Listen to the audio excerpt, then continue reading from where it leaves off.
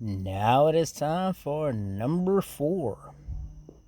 And my number 4 pick, this is the last of the warriors, and it is a warrior mage. And there is a reason why it didn't crack, 2 reasons it didn't crack the top 3.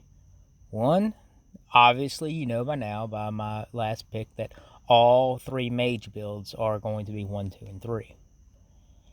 That's because the mage is so goddamn good, and no other class can really touch it. And the other thing is that this melee class, it's a warrior melee class, so obviously that means you have to get in close. But actually, for a certain build that I'm about to get into, it benefits a lot. So let's talk about the warrior mage and why the warrior mage is so good. So you get passives when it comes to warrior, and you get additional stuff to armor, resistance, health, and health regeneration. With mage, you get extra intellect and I think magic resist and other stuff like that. So you're putting all these things together that you really need, and the mage secondary as a secondary complements the warrior so well because of that, obviously, and that magic shield really just moves the warrior to a new level, because the warrior's biggest problem is going to be magic resist, as I've discussed before. But with the warrior and having rotating shield, stone skin, they have all this defense. And when you put in magic shield, it's going to give a damage reduction to all damage. Now, you're not getting magic resist. You'll get magic resist with, like I said, I believe with the mage secondary, but magic shield actually provides a percentage damage reduction. So you got all 3 of the best defensive abilities put into one. And for a warrior melee, you're going to need that. And then, of course, you also get teleport. And teleport is by far just the most awesome spell. And you get, magic orbit, which can be used for procs. But other than that, it's not anything too impressive besides your survivability and your ability to do damage. But here's the thing. Warrior Mage is the choice class for a dev blow build. And the reason is because of the warrior's natural passive abilities to health regeneration, strength, all that stuff that you get right. You can't see. It's at the top left where it says class bonus.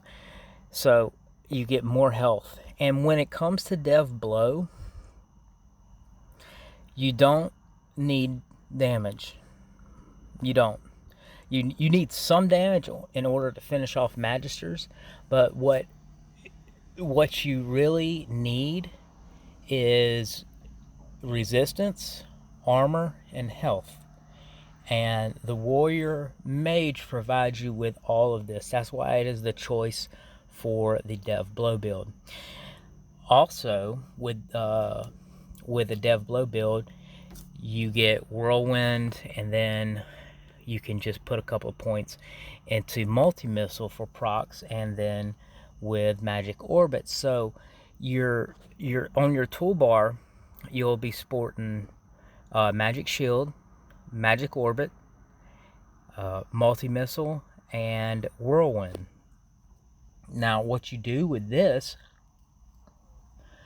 one of the few abilities that you can simulcast is whirlwind and multi-missile. I don't know why, but you can. You push them both down at the same time, and they happen at the same time. So you can go into a crowd with this warrior, the warrior mage, and with Dev Blow, you go in and your whirlwind and your multi-missiling, and you're proccing that Dev Blow all the time, and then with X key you're just wiping out stuff. This is how people will get up to like R40, R50, and then it gets to a point where you're pushing the limits of resistance and armor. How far can you go until you get one shot?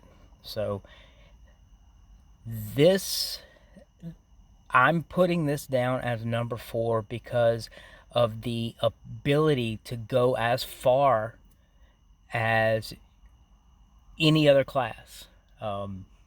It has with Dev Blow because of its natural passive abilities and what it can do and its survivability. Other than that, going through the game, you have just normal attacks, and if you just that'll just destroy stuff. Now, you're not going to get much from the mage tree, but you don't need much from the mage tree if you're just doing normal progression. All you're going to need is a magic shield, teleport, and if you need to slow shit down, go with frozen ore. If you want to have things to proc extra, I don't know if during progression, I don't know if this is worth a slot on your toolbar, but it's there and it can be used. The only drawback is that you're going to have a mana problem having up mana shield, because it does when you take hits, it does take away some mana with mana shield with magic shield up. But that would be the only issue, and that can be solved with some intellect or whatever. But this is a really good build. It is the best, in my opinion, the best non-mage build. And I probably got some people that disagree with that, but I think the majority of you will probably agree that this is a very good build. If y'all have questions, comments, insults, flames, put them on down there. You know I love them. Y'all have a good one.